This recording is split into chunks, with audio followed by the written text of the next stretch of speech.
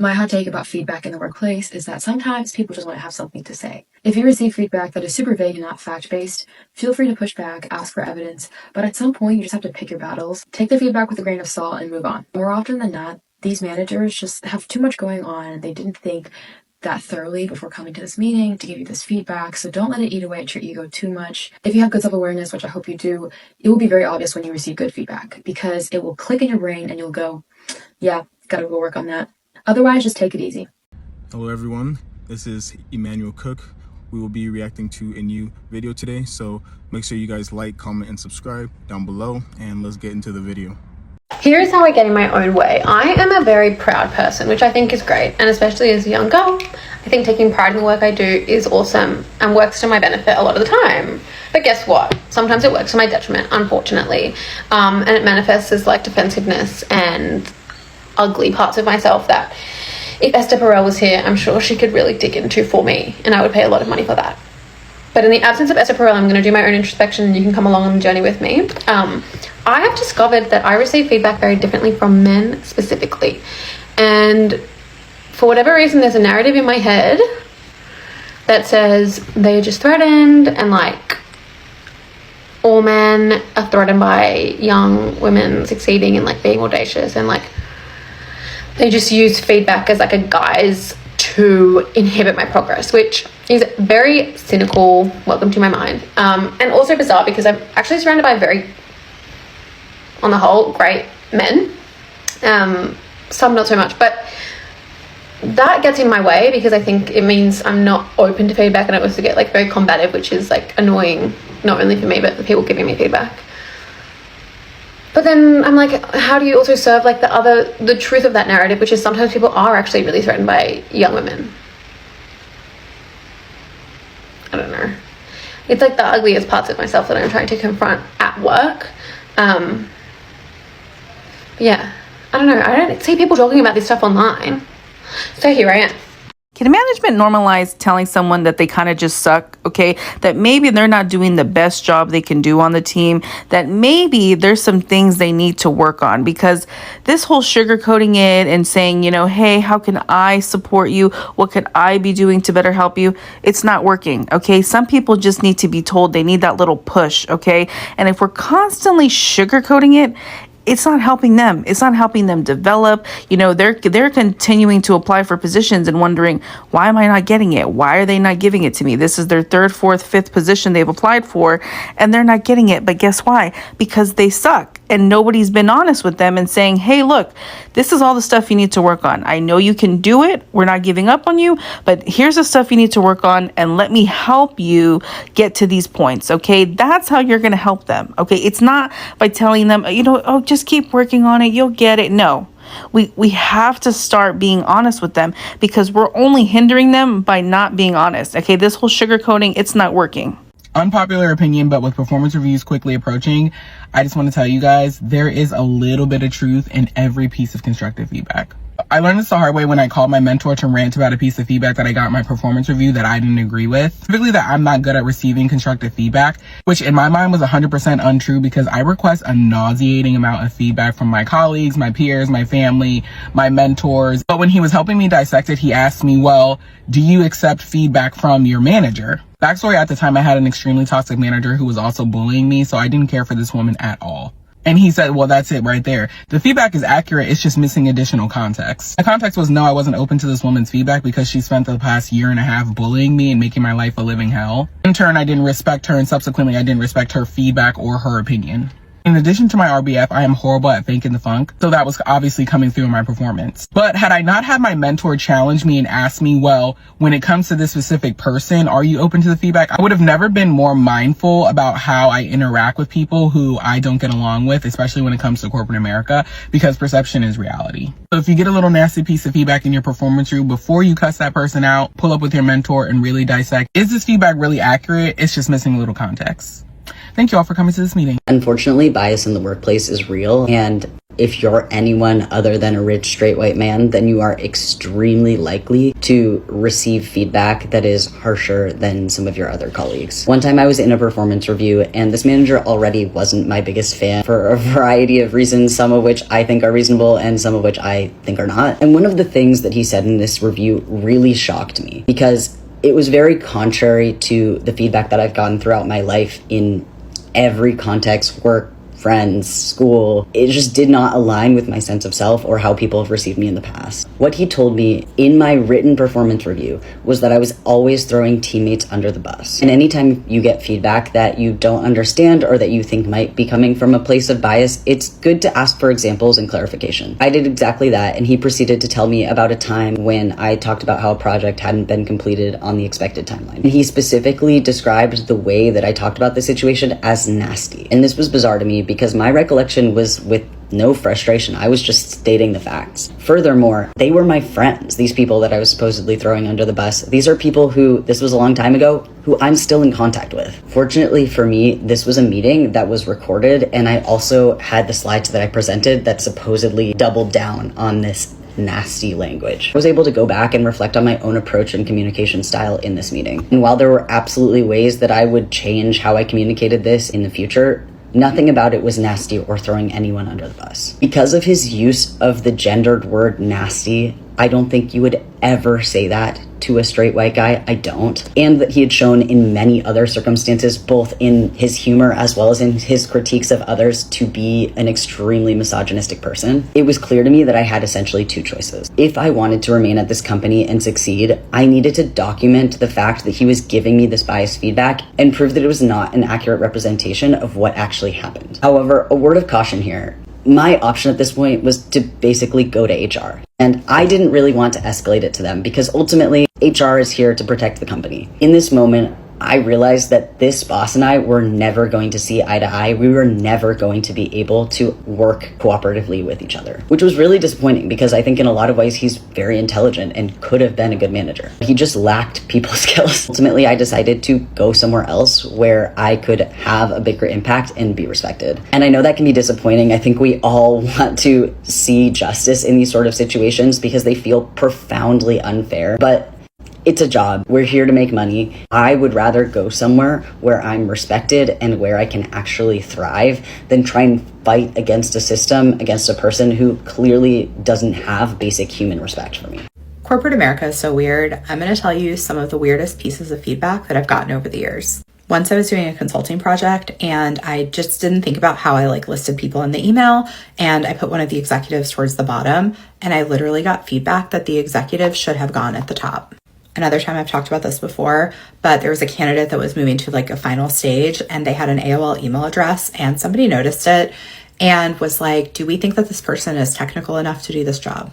Never mind that this is when I was working in education and it wasn't like you needed particularly technical people, but this was a real concern.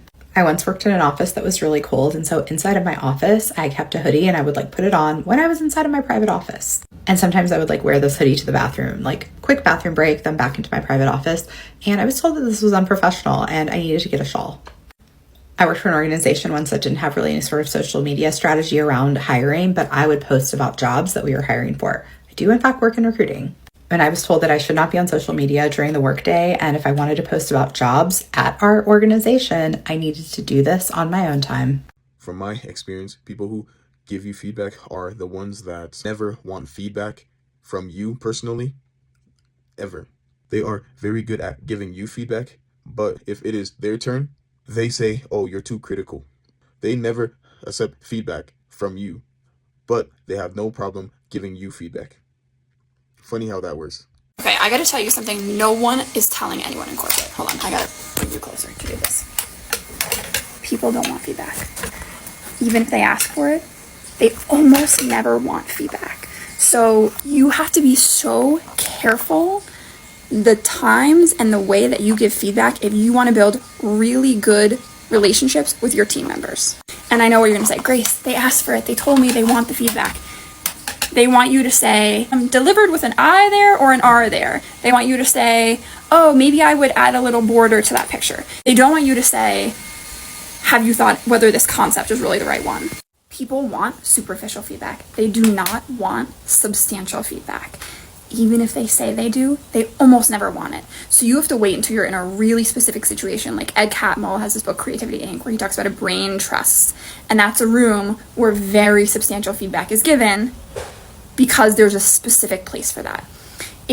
Even if people ask you for it, I promise you, your teammates do not want your substantial feedback on their work. And it seems so unfair because you're like, you asked for it.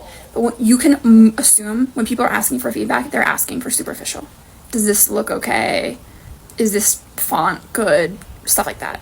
Negative feedback rarely improves employee performance, so let's talk about a better approach to employee development. Now, there's a few reasons that negative feedback is not a strong developmental tool.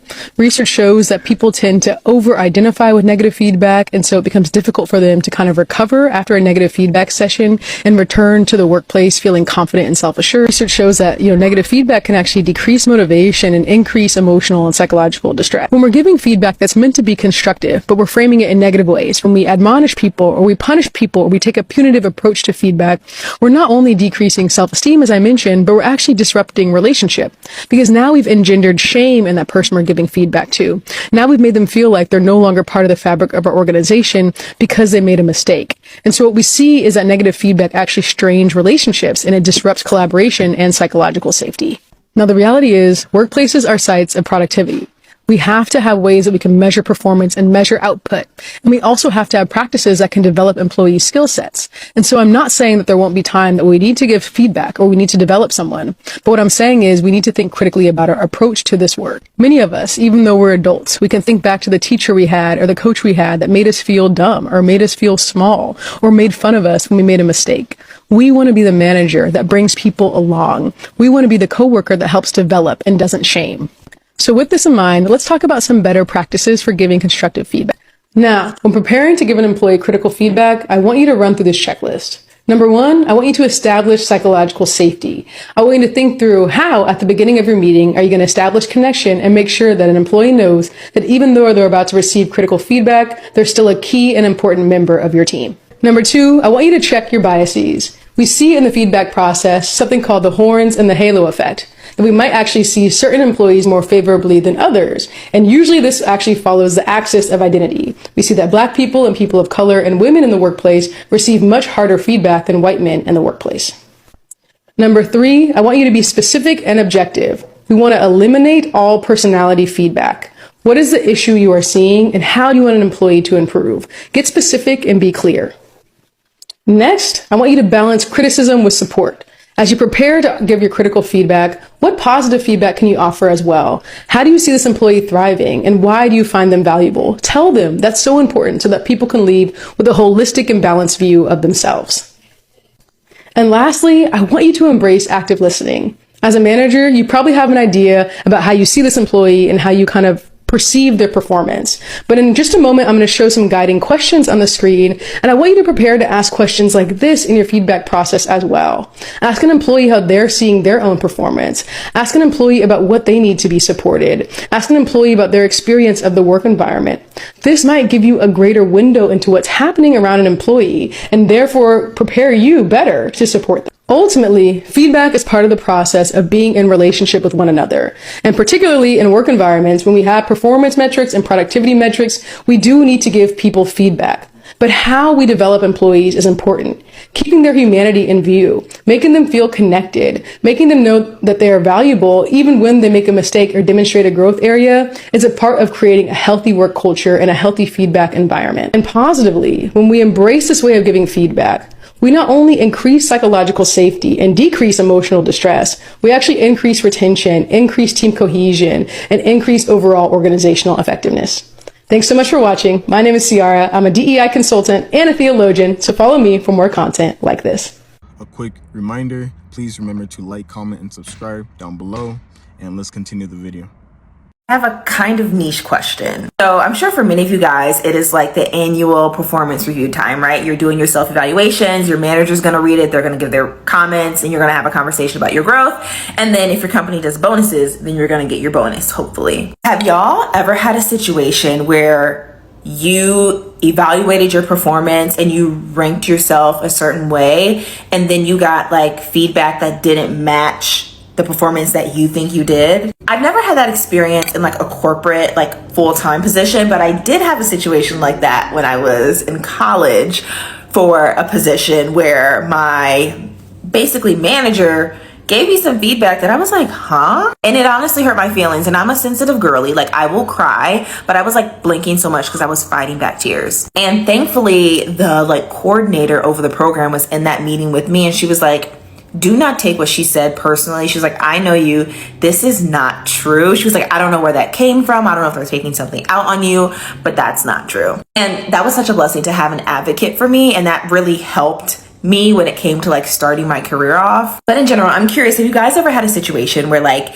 you ranked yourself, let's say exceeds or outstanding, and then like your manager or director or whatever came back and told you something that was lower than what you expected? I'm curious. Feedback is so annoying. I put so much time and effort into my work for people to just misinterpret it or not get it. I'm the creative professional. Let me do my job. That's how I used to feel when I was a newbie in the ad industry. A lot of feedback made me really defensive. I didn't want to change the work because I had so much heart for it. I thought the stuff that I made was perfect. So like, how could anyone have something to say about it? If they did, it was just because they didn't get it. I didn't understand the creative genius behind it. And look, sometimes that might have been the case. There is plenty of bad feedback in the world, but it is so important to shift your mindset when it comes to feedback. Take feedback as an opportunity, not a threat. Feedback is an opportunity to make the work better, to make it stronger, to make sure that it's coming across the right way, that you're not missing some other angle or perspective that's going to make it much more creative and engaging. This is advice that I wish I had as a newbie in advertising, because it would have saved me a ton of heartache and frustration and some not so great performance reviews. And that advice is a snippet from the interview I just did with Dan Nelken. He's the author of one of my favorite copywriting books called A Self-Help Guide for Copywriters. So if you want to read a little bit about my career and some of the things I've learned along the way, go check out Dan's LinkedIn post. The link will be in the usual spot.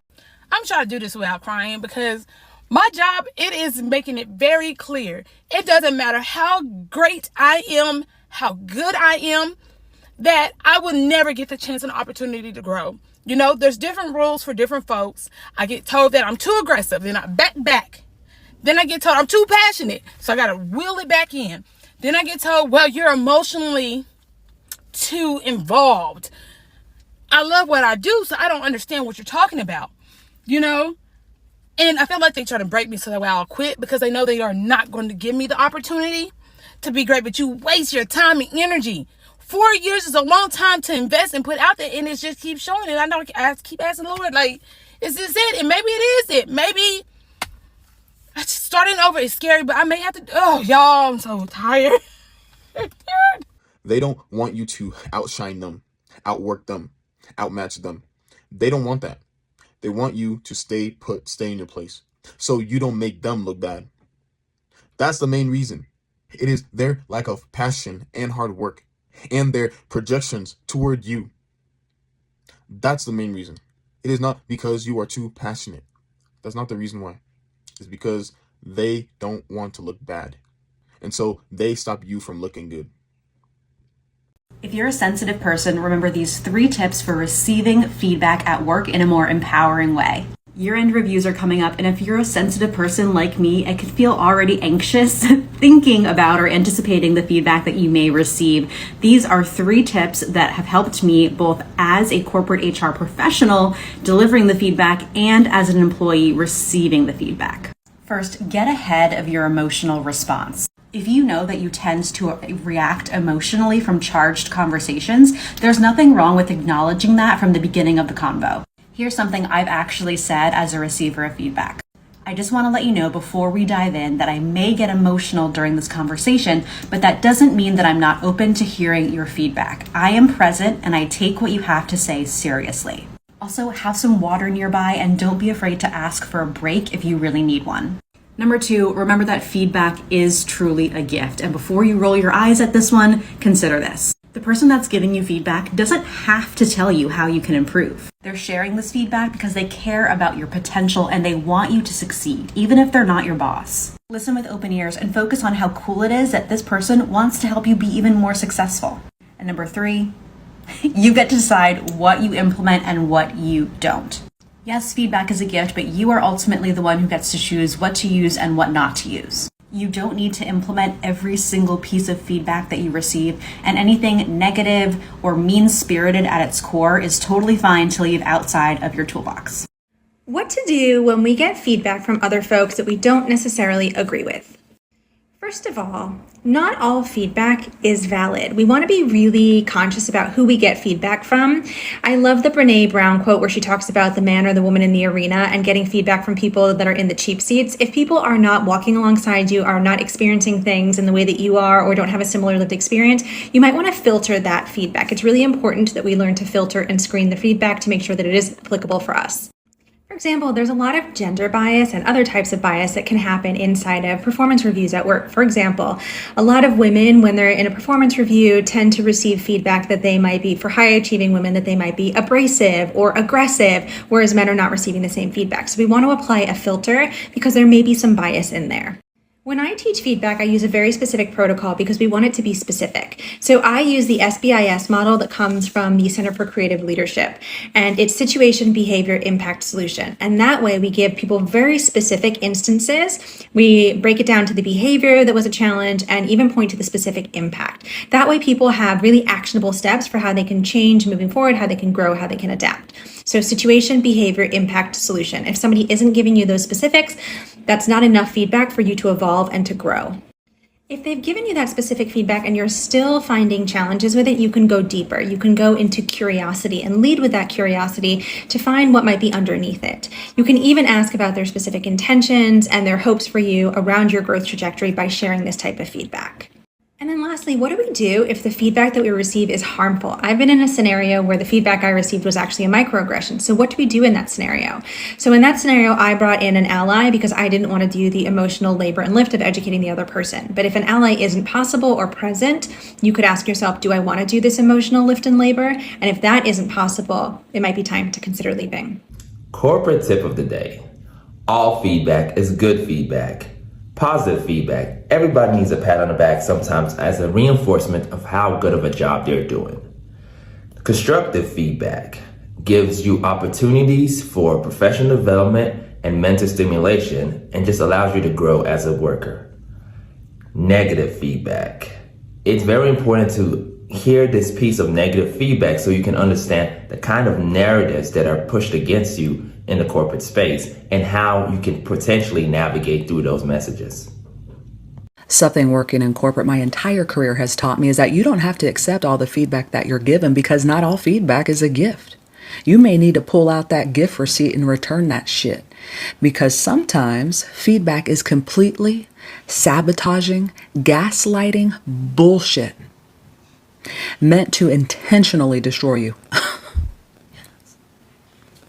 So I advise you only take feedback from those you trust have your best interests at heart and reject it entirely from those you would never want to emulate nor can trust as far as you can throw. F them.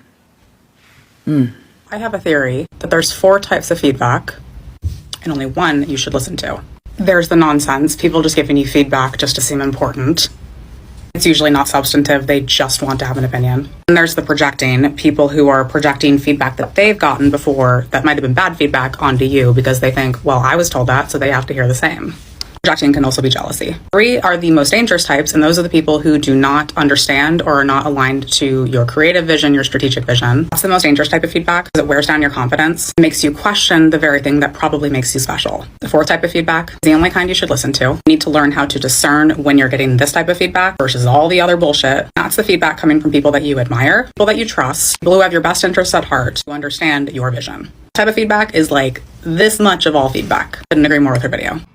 They cry whenever you give them feedback. So if you have this situation with an employee, the solution is not to not give them feedback. You know, yeah, occasional crying, it's normal. It's a normal human response. But if it becomes a regular thing, it can be super disruptive. So how do you manage this without being a jerk? Give them a few minutes. Do not continue the meeting if the crying is in the way of the communication. I've done this wrong, but you can say, why don't you take a few minutes and get some water and let me know when you're ready to talk. Maybe we can reschedule the meeting for later this afternoon. The idea is to let them know that we need to wait until you're more calm before we can tackle this conversation. You could also say, would you rather resume this conversation tomorrow? The goal is to give the employee time to make sure they know that you're going to continue the conversation, but it's going to be at a better time. My mistake one time was to wait for them to calm down right there in the meeting, and it was super uncomfortable for them and for me. Don't do that. Give them time to recover and continue the meeting at a later date. You've got this. Internalizing feedback from leaders that you would never ask advice from. Stop. Just stop doing it. If you're crying in your car and I came across your For You page, if you're in a bathroom right now, if you've been crying all day, if you cried in the last week relating to feedback that you've gotten from a leader that you would never ask advice from, stop. Dry those tears. Because not only do you deserve better, they don't deserve your time or your feelings.